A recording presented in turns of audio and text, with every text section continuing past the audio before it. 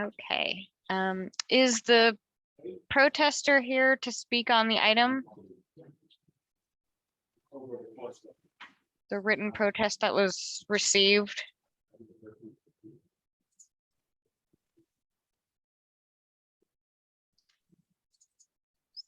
I don't see any hands being raised answering that call. Are there any other protests to this item for the surface mounted facility? If you would like to speak and give public comment on this item, please raise your hand. And just to be clear, this is for hearing order 207216. Yes.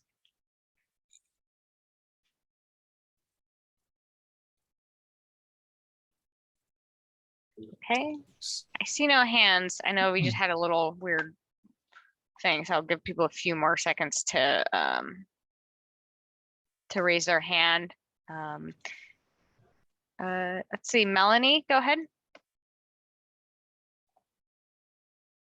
Good morning, Ms. Nawberry. I just wanted to say that I'm here on behalf of the applicant. I wasn't Okay. sure if you were ready to move on or not.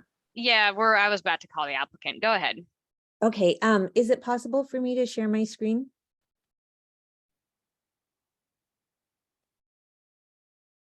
Let's see. We'll promote you. Should be able to now.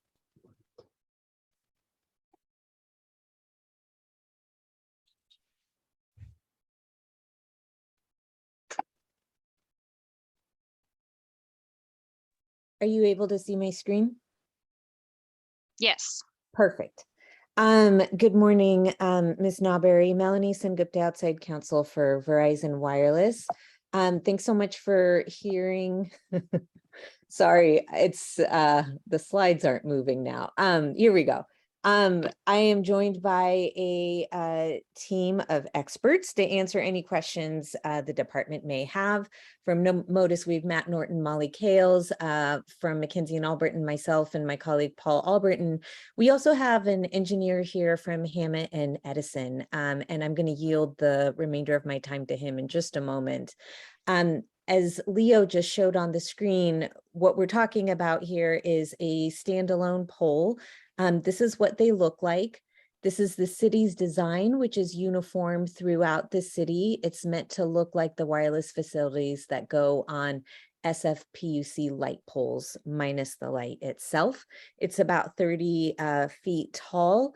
And we submitted a letter to you on Monday, which summarizes how we comply with this criteria. This is another view of the site. This is along Highway 101. This facility, you can see the wireless equipment is up here on the top, and then we just have a small disconnect switch and PG&E meter here down at the bottom. The closest residence to this pole is about 73 feet away. Here's Highway 101, and this is the proposed location for the pole. The only comment that we received was regarding public health and safety.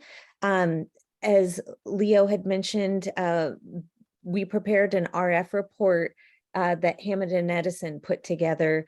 They're a third-party engineering firm, and they follow the city's checklist with respect to analyzing RF impacts. Using conservative assumptions, they found that the RF emissions from this facility are less than 2% of the FCC's exposure standards. And if this waiver gets approved, this report will be peer-reviewed by the Department of Public Health. The Department of Public Health standard conditions for wireless facilities include a post-installation testing requirement and also testing at any residence's facility who requests it. Federal law precludes San Francisco from denying a facility on the basis of RF emissions, so long as the applicant demonstrates that there is compliance with the FCC standards. So I would like to yield the rest of my time to Raj Mathur, if that's possible, to speak to the health and safety concerns raised by the appellant. Thank you.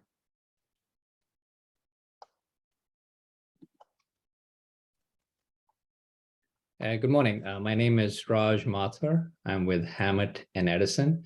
We are an independent consulting engineering firm located in Sonoma, and I am a licensed professional electrical engineer in the state of California. Our job as engineers is to evaluate sites like these for radio frequency or RF exposure compliance with the FCC standard. As Melanie indicated, we've completed that work for this particular site before us today, and we find that it will comply with the FCC limits. The maximum calculated RF exposure level at any nearby building is 1.4% of the FCC limit. This means that the levels are about 70 times below the limit. And the maximum RF exposure level for a person anywhere at ground is 0.58% of the FCC limit, which means that the levels are about 170 times below the limit. There's three main reasons why the levels are so low. The first is that this is a low power facility. It's what's called a small cell. And to compare it with a traditional, what's called a macro site, where you may have 9 or 12 antennas, the power level compared to a macro site is about 100 times lower. So this is a very low power facility. The second reason is the antennas that Verizon is proposing here are directional in nature. And what that means is that the energy from the antennas goes out towards the horizon about 30 feet above ground. And so there's very little energy from the antennas going towards ground or towards shorter buildings nearby. And the third reason why the levels are so low is that the energy from the antennas falls with the square of the distance, which means that when you go twice as far away from the antenna, the levels fall by the square of 2 or 4 times. When you go 10 times as far away, the levels fall by the square of 10 or 100 times. So there's an exponential drop in radio frequency energy with distance. And I'm available to answer any questions you may have. Thank you. If you'll indulge me, what do you know how the FCC determines its limits? Yeah, so the FCC limits were originally set in 1996.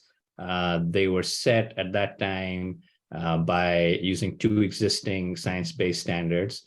One was from the IEEE, the Institute of Electrical and Electronic Engineers, and the second was from a government organization called NCRP, National Council of Radiation Protection. And so those 2 standards were adopted, sort of combined and adopted by the FCC in 1996. Then subsequently in 2015, the FCC looked at the standards again and confirmed that they were still appropriate. And then again, more recently in 2019, 2020, they again looked at the standards and again confirmed that they are appropriate. Does that answer your question? Yes, thank you. And this might be more of a question for Melanie, but how did Verizon determine the need for this SMF?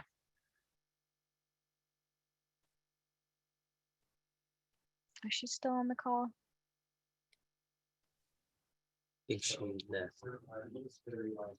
Or anyone else who can speak on behalf of the applicant, how it was determined that there was a need for this at this location?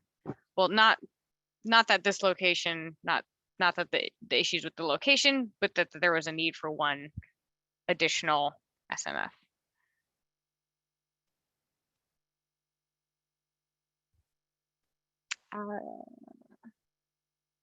Is Paul with the applicant?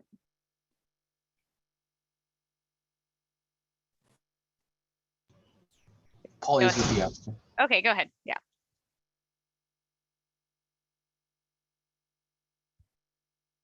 You can unmute Paul. Paul, if you could unmute your mic, go ahead and speak. Can you hear me now? Yes. Sorry about that. Paul Albritton's outside counsel for Verizon Wireless. Melanie must be experiencing technical difficulties. This is a small cell, and small cells are designed in order to fill capacity requirements for Verizon Wireless. And while we have coverage in areas, the number of devices that are trying to reach the network exceeds the ability of the large macros to provide coverage to those areas.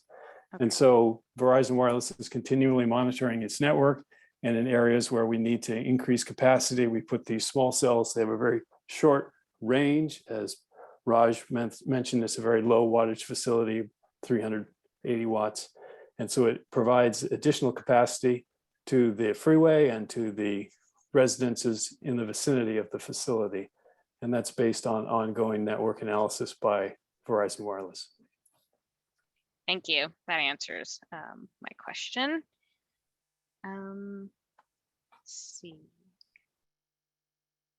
Molly has her hand up. Go ahead.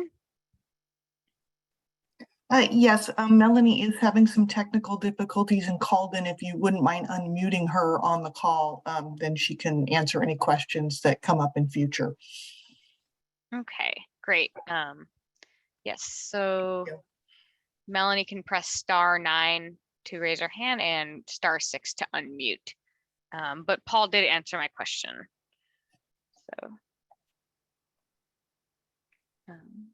Great, thank you so much. Sorry, I No got worries. kicked off Zoom again. we also got kicked off, so. And let's see, anyone else would like to speak on behalf of the applicant?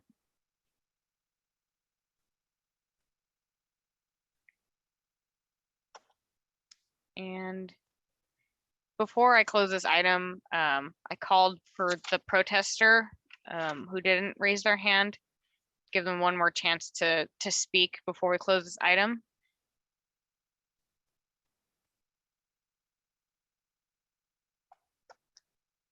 Okay. I see no hands raised. So I will close this item. And let's see. And if there's any more public comments, and if you haven't spoken, you can raise your hand. If you've already spoken, you need to just send a written testimony, a follow-up. And this is for people who come late and didn't get a chance to speak. And again, if there are no more public comments, I am closing the hearing. Okay, and the hearing is now closed.